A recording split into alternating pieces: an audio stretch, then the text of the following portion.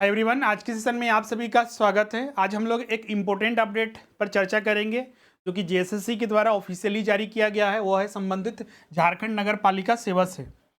जैसा कि आपको पता होगा कि जो सीजीएल की परीक्षा है जो कि इसी महीने होने वाला था को एक्सटेंड कर दिया गया है और अब ये परीक्षा दिसंबर में लिया जाएगा, दिसंबर के मिड में।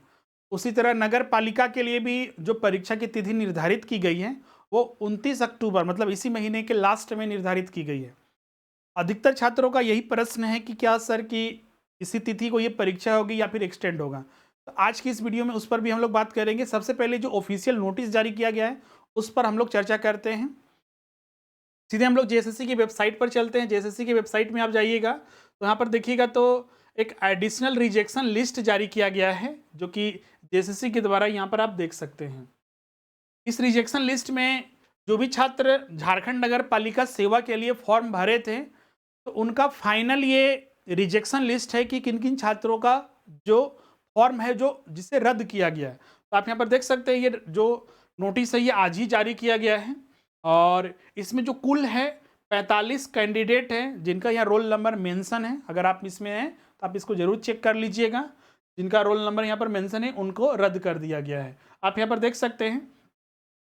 इससे पहले भी आप बोलिएगा सर कि एक पिछले महीने भी एक 21 तारीख को लगभग एक नोटिस जारी किया गया था जिसमें कि बहुत सारे कैंडिडेट का जो जिनका रिजेक्ट किया गया था उसका लिस्ट था और ये लिस्ट है क्या है इसमें। तो आप यहाँ पर देख सकते हैं आयोग ने इसके रिगार्डिंग इंफॉर्मेशन भी दिया है कि दिनांक 21/9/2023 के द्वारा ऑनलाइन आवेदन समर्पित करने वाले की पूर्ण प्रक्रिया का अनुपालन नहीं करने के फलस्वरूप कतिपय अभ्यर्थियों की अभ्यर्थता रद्द की गई थी। उक्त के क्रम में संबंधित परीक्षा के विज्ञापन से संबंध विवरणिका की खंडिका 13 के आलोक में समान नाम मतलब कि जैसे कि कोई छात्र जो है एक ही नाम एक ही कैंडिडेट जो है 2-3 बार फॉर्म भर देते हैं तो समान नाम पिता का नाम और जन्म तिथि दर्ज कर एक से अधिक ऑनलाइन आवेदन समर्पित करने वाले आवेदकों को उनके द्वारा अद्यतन अंतिम समर्पित किए गए आवेदन को वैध मानते हुए, जैसे कि एक कैंडिडेट ने मान लीजिए 3 फॉर्म भरा, एक ही कैंडिडेट ने, हो सकता है कि मान लीजिए तीनों में उसने पेमेंट कर दी, जो पेमेंट नहीं किया फाइनल सबमिट नहीं किया तो चलिए अलग है, वो तो अपने आप रद्द हो गया, लेकिन सारे प्रोसेस पूरा कर लिया। तो अब बोलिएगा सर कि एक कैंडिडेट एक बार फॉर्म भर देगा पूरा अच्छे से, फाइनल पेमेंट भी कर देगा, तो फिर दोबारा फॉर्म क्यों भरेगा। तो कुछ गलतियां जैसे कि इसमें तो था कि या तो आप इकोनॉमिक्स रख सकते थे, मान लीजिए कोई रेवेन्यू इंस्पेक्टर के लिए अप्लाई कर रहा है तो इकोनॉमिक्स रख सकते थे, या फिर आप कॉमर्स रख सकते थे, कोई मैथ्स रख सकता, स्टेटिस रख सकता था। हो सकता है कि उसने कॉमर्स का कैंडिडेट था इकोनॉमिक्स रख लिया, तो हो सकता है कि उसने बाद में पता चला कि नहीं मेरा तो सब्सिडरी पेपर नहीं रख सकते, अपना पेपर रखना होगा, तो फिर से वो फॉर्म भर दिया। तो आयोग ने क्या किया कि जिन्होंने एक से अधिक बार फॉर्म भरा, पहला बार भरा, दूसरा बार, तीसरा बार, एक से अधिक बार फॉर्म भरा, तो जिन्होंने अंतिम जो फॉर्म भरा, वैसे एक कैंडिडेट ने 3 फॉर्म भरा, तो तीसरा जो फॉर्म तीसरी बार जो भरा उसी को फाइनल माना गया और पहला और दूसरा को रद्द कर दिया गया। वही चीज आयोग ने यहाँ पर लिखा है। जो छात्र ये कंफ्यूज है कि नहीं हम 3 फॉर्म भरे थे, 4 फॉर्म भरे थे, तो मेरा कौन रद्द हुआ होगा, तो रद्द हुआ आपका पहला, दूसरा और तीसरा, चौथा आपका वैलिड हुआ। वही चीज यहाँ पर किया गया है कि समान नाम, पिता का नाम, जन्म तिथि दर्ज कर एक से अधिक ऑनलाइन आवेदन समर्पित करने वाले आवेदकों का उनके द्वारा अद्यतन अंतिम जो लास्ट में आपने समर्पित किया, मान लीजिए आपने एक फॉर्म भरा था 10 तारीख को, एक 15 तारीख को, एक 16 तारीख को और एक 20 तारीख को, तो आपका 20 तारीख वाला वैलिड रहा, बाकी के जो पहले वाले जो फॉर्म भरे थे उसको रद्द कर दिया गया, ये इनका कहना है। और उसी को वैध मानते हुए समर्पित निम्न रजिस्ट्रेशन संख्या वाले अतिरिक्त आवेदनों को रद्द किया जाता है। अब यहाँ पर जो लिस्ट दिया हुआ है ये रद्द माना जाएगा। 45 कैंडिडेट का यहाँ पर रोल नंबर है और बाकी सारी चीज़ें इसमें सेम रखा गया है, मतलब कि यथावत है, जो कि नोटिस में अभी तक जो जारी हुआ है वो सारी चीज़ें सेम है, उसमें कोई बदलाव नहीं किया गया है। अब चलते हैं हम लोग, ये तो ऐसा इंपॉर्टेंट अपडेट, आप सब अपना रोल नंबर यहाँ चेक कर लीजिएगा। और एडमिट कार्ड, बहुत सारे छात्र तो अब एडमिट कार्ड के लिए प्रतीक्षा कर रहे हैं, तो आयोग ने उसके रिगार्डिंग यहाँ पर कुछ बोला नहीं है। सीजीएल का जिस तरह से एग्जाम होने वाला था, सीजीएल के लिए तो प्रतीक्षा कई एक सालों से 2015 से अभ्यर्थी छात्र जो है इसकी प्रतीक्षा कर रहे हैं, लेकिन एग्जाम अभी तक नहीं हुआ है। इस बार उम्मीद था कि होगा, लेकिन ये भी रद्द हो गया, अब दिसंबर में संभावित है। तो ये नगर पालिका जो है म्यूनिसिपल का जो फॉर्म है का क्या है, सबसे पहले तो एडमिट कार्ड की बात करें, अब ये आ चुका है फाइनल रिजेक्शन लिस्ट, तो एडमिट कार्ड कब तक? बहुत सारे कैंडिडेट बोल रहे हैं सर कि अभी तक एडमिट कार्ड नहीं आया, तो मतलब कि माना जाएगा कि एग्जाम तो नहीं होगा 29 अक्टूबर को। तो बिल्कुल ये आप जो सोच रहे हैं ये सही भी सोच सकते हैं या फिर गलत भी सोच सकते हैं, क्योंकि अगर पिछला रिकॉर्ड देखा जाए जेएसएससी का, जो अभी 2 एग्जाम लिया था हाल ही में, एक पीजीटी का लिया था +2 टीचर्स के लिए, और एक झारखंड के लिए जो लैब टेक्नीशियन का लिया था, उसके लिए जो एडमिट कार्ड जारी हुआ था मात्र एग्जाम से 1 हफ्ता पहले, 5-6 दिन या 10 दिन पहले जारी हुआ था। अभी 29 तारीख है, आज 4 तारीख है, तो अभी मतलब कि 20-25 दिन समय है आपका, 25 दिन समझिए। तो 25 दिन पहले कुछ भी हो सकता है, 10 दिन पहले एडमिट कार्ड यह जारी होता है, तो कुछ भी हो सकता है। तो एडमिट कार्ड तो संभावित है कि आपका 7 से 10 दिन पहले आपका ये एडमिट कार्ड जो है जारी होता है। अब सवाल उठता है कि जो 29 तारीख को 29 अक्टूबर को जो ये डेट दिया गया है, क्या इसी डेट में एग्जाम होगा? जैसे कि अगर हम देखा जाए अभी तक जितना भी कैलेंडर के अकॉर्डिंग जारी किया गया है जेएसएससी के द्वारा, कैलेंडर के अकॉर्डिंग कुछ एग्जाम हो भी रहे हैं और कुछ एग्जाम नहीं भी हो रहे हैं। जो पहले का पुराना कैलेंडर था, जो 2023 में 2 कैलेंडर जारी हुआ था, पहला कैलेंडर तो पूरा खत्म हो गया था, उसके अनुसार कुछ भी नहीं हुआ। लेकिन जब दूसरा कैलेंडर जारी हुआ था उसके अनुसार 2 एग्जाम हुआ, एक पीजीटी का, झारखंड पीजीटी का, और एक लैब टेक्नीशियन का। क्लियर है? तो ज़्यादा संभावना है कि आपका जो म्यूनिसिपल का है इसी डेट में भी हो सकता है, लेकिन अभी देखिएगा तो बहुत सारी चीज़ें अभी कैंसिल हो रही है। जैसे कि सीजीएल का बिना किसी कारण के डेट जो है 2 महीना के लिए एक्सटेंड कर दिया गया, कुछ उसका रीजनेबल कोई कारण भी नहीं बताया गया, और ना ही कुछ चीज़ें।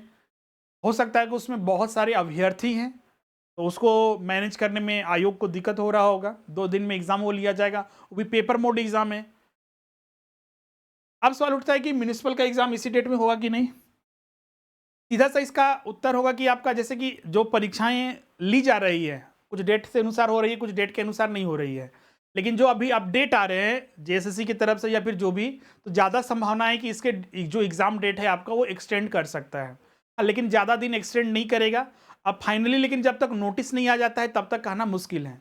तो जो छात्र इसकी तैयारी कर रहे हैं, चूँकि इसके लिए तैयारी तो आप लंबे समय से कर रहे हैं और बाकी सीजीएल की तैयारी कर रहे थे, तो उसी से आपका पेपर 1, पेपर 2 और 100 प्रश्न छोड़ दिया जाए, पेपर 3 में तो 50% तो आपने कंप्लीट कर लिया होगा। मेन आपका 100 प्रश्न जो आ रहा है आपका टेक्निकल पेपर से, उसी की तैयारी करना है। और आपने पहले पढ़ लिया है तो अभी रिवीजन करने में जितना 25 दिन अभी समय है, बिल्कुल आप अच्छे से कर सकते हैं।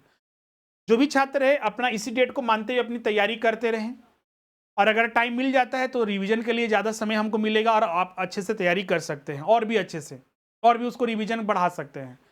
जितना भी समय है उसमें अच्छे से आप रिवीजन करते रहिए, और अगर अतिरिक्त समय मिलता है जैसे कि डेट एक्सटेंड होता है, तो उसके लिए भी आपको रिवीजन के लिए पर्याप्त और प्रैक्टिस के लिए पर्याप्त समय मिल सकते हैं। लेकिन इस डेट को ही अभी आधार माने, ज़्यादा संभावना है कि डेट एक्सटेंड करेगा ही। अब बहुत सारे छात्र बोलते हैं सर कि डेट एक्सटेंड करेगा, अगर आपने बता दिया तो फिर अगर नहीं हुआ तो फिर दिक्कत होती है। इसीलिए हमने दोनों चीज़ों को रखा है। अभी चूंकि आप पढ़ चुके हैं तो आप इसको रिवीजन करते रहिए। अतिरिक्त समय मिलेगा तो हम लोग क्या करेंगे, चीज़ों को और भी प्रैक्टिस करेंगे, रिवीजन करेंगे। बाकी हम लोग इसी डेट के लिए तैयार रहना है। अतिरिक्त समय मिलेगा उसका हम लोग यूटिलाइजेशन करेंगे, अलग अलग चीज़ों के लिए रिवीजन बढ़ाएंगे और प्रैक्टिस ज़्यादा से ज़्यादा करेंगे। बाकी इसी डेट के लिए आधार मानते हुए आप अपनी तैयारी करते रहें। जैसा कि आपको यहाँ पर पता होगा कि जो नगर पालिका के लिए पेपर 1, पेपर 2 और पेपर 3 जो है आपका 3 पेपर है। इसमें पेपर 1 सभी के लिए कॉमन रहेगा, क्वालिफाइंग पेपर है। जितने भी कैंडिडेट इसमें अप्लाई कर रहे हैं क्वालिफाइंग पेपर है, 30% लाना है। ध्यान रखिएगा इसमें निगेटिव मार्किंग भी है। प्रत्येक गलत उत्तर के लिए आपको 1 अंक काट लिए जाएंगे और प्रत्येक सही उत्तर के लिए आपको 3 अंक दिए जाते हैं। तो तैयारी आपको ये चीज़ भी ध्यान रखे करना है, क्योंकि जो छात्र पीजीटी का परीक्षा दिए होंगे अधिकतर छात्र इसको एग्जाम भी दे रहे हैं, खासकर कॉमर्स, इकोनॉमिक्स और मैथमेटिक्स के छात्र। तो उसमें तो पीजीटी में तो निगेटिव मार्किंग नहीं था, लेकिन इसमें निगेटिव मार्किंग है, इस चीज़ को ध्यान रखिएगा। क्वालिफाइंग पेपर है पेपर 1, 30% लाना है। फाइनल मेरिट लिस्ट आपका ये दोनों पेपर के आधार पर बनेगा। इसका आपका लैंग्वेज पेपर रहेगा जिसको 100 प्रश्न रहेंगे, 150 प्रश्न पेपर 2 में, तो मतलब कि ये 250 प्रश्न पर आपका फाइनल मेरिट लिस्ट बनेगा। बहुत सारे छात्र इसमें कन्फ्यूज़ हैं कि सर कि क्या पेपर 2 और पेपर 3 में भी मेरा मिनिमम पासिंग मार्क्स चाहिए? तो बिल्कुल चाहिए। फाइनल मेरिट लिस्ट पेपर 2 और पेपर 3 के आधार पर बनेगा, लेकिन मिनिमम पासिंग मार्क्स दोनों पेपर में चाहिए, 30% होना चाहिए कम से कम। कोई छात्र ये नहीं कर सकता है कि पेपर 3 में 10% 20% ला लिए और पेपर 2 में हम 100% करके स्कोर कर लेंगे, या फिर पेपर 3 में 100% ला के पेपर 2 में हम 10% लाकर पास कर जाएंगे। तो ऐसा बिल्कुल नहीं है, ये गलतफहमी में मत रहिएगा। 30% दोनों पेपर में कम से कम होना चाहिए, तभी आप क्वालिफाई कीजिएगा, फाइनल मेरिट लिस्ट में शामिल किया जाएगा। इसके अलावा एक और कंडीशन है यहाँ पर, जैसे पेपर 3 में आपका 100 प्रश्न टेक्निकल से रहेगा और 50 प्रश्न जो है अन्य सब्जेक्ट से रहेगा। टेक्निकल पेपर जैसे कि आपका अपना एग्रीकल्चर हो सकता है, अगर एग्रीकल्चर के लिए अप्लाई किया, स्टेट्स, लॉ हो सकता है, या फिर आपका कॉमर्स हो सकता है, इकोनॉमिक्स हो सकता है, मैथ्स हो सकता है। इसमें भी कम से कम आपका 30% होना चाहिए सेपरेट। ये बाकायदे ये चीज़ें मेंशन किया हुआ है नोटिफिकेशन में। बहुत सारे छात्र कंफ्यूज करते हैं, मतलब तीनों पेपर में मिनिमम पासिंग मार्क्स 30% रखा गया है। इसके अलावा ओवरऑल पेपर 3 में जो 100 प्रश्न रहेगा टेक्निकल से, उसमें भी 30% आपको लाना है। जैसे कि अभी हमने बताया कि सीजीएल की तैयारी कर रहे थे, सीजीएल का एग्जाम डेट देखिए खत्म हो गया, तो बहुत सारे छात्र म्यूनिसिपल में फोकस किए हुए हैं। और अभी चूंकि उन्होंने तो टेक्निकल पेपर पढ़ा ही नहीं, जो उन्होंने पढ़ा, पेपर 1 पढ़ा, पेपर 2 पढ़ा और पेपर 3 में ये 50 अंक को अच्छे से पढ़ लिया है। पेपर जो 3 में जो 100 अंक है उसको या तो पढ़ा ही नहीं, या फिर पढ़ा भी तो थोड़ा बहुत पढ़े हैं। अब कोई छात्र चाहेगा कि नहीं, हम पेपर जो 3 में जो 100 अंक का जो टेक्निकल पूछा जाएगा उसमें हम स्कोर नहीं करेंगे, 10%, 5% या फिर 15% लाकर हम पास करना चाहेंगे, तो बिल्कुल ये पॉसिबिलिटीज नहीं है। 30% इसमें भी कम से कम आपका होना चाहिए, तभी आप क्वालिफाई कीजिएगा। जैसे 100 प्रश्न है तो 100 में कम से कम 30 आपका सही होना चाहिए, अदरवाइज आपको डिस्क्वालीफाई कर दिया जाएगा। ओवरऑल हर एक पेपर में 30% और इस सब्जेक्ट में भी, टेक्निकल पेपर में भी 30% आपका होना चाहिए, क्योंकि इसको लेकर बहुत सारे छात्र कंफ्यूज थे, इसलिए आज के वीडियो में हमने इसको भी चर्चा कर लिए हैं। तो आज हमने 3 चीज़ों पर डिस्कस किया। पहला, आपका जो रिजेक्शन लिस्ट जारी किया गया था वो इम्पोर्टेंट था, किनका रिजेक्ट हुआ है वो हमने बताया। दूसरा, हमने एग्जाम डेट को लेकर, ज़्यादा संभावना है कि एग्जाम होगा, अगर नहीं भी होता है तो आपका डेट एक्सटेंड होगा तो आपको अतिरिक्त समय मिलेगा, आप उसमें अपनी तैयारी कीजिए, रिवीजन को ज़्यादा से ज़्यादा महत्व दीजिए। और तीसरा चीज़, प्रैक्टिस ज़्यादा से ज़्यादा करें। और लास्ट में हम लोग ये जो मिनिमम पासिंग मार्क्स का जो खेल है, ये क्या चीज़ है, ये तीनों हमने डिस्कस कर लिया है। अपना जो तैयारी अभी लास्ट अब जो 25 दिन मतलब बचा हुआ है, इसमें आप मेन फोकस कीजिए पेपर 2 और पेपर 3 पर। पेपर 1 को आप प्रैक्टिस कीजिए ज़्यादा से ज़्यादा, जितना भी 1-2 घंटा भी समय दीजिएगा तो पेपर 1 आपका ऐसे ही हो जाएगा। मेन आपका पेपर 2 और पेपर 3 है, तो पेपर 2 में आपका प्रैक्टिस अभी जरूरी है, रिविजन जरूरी है।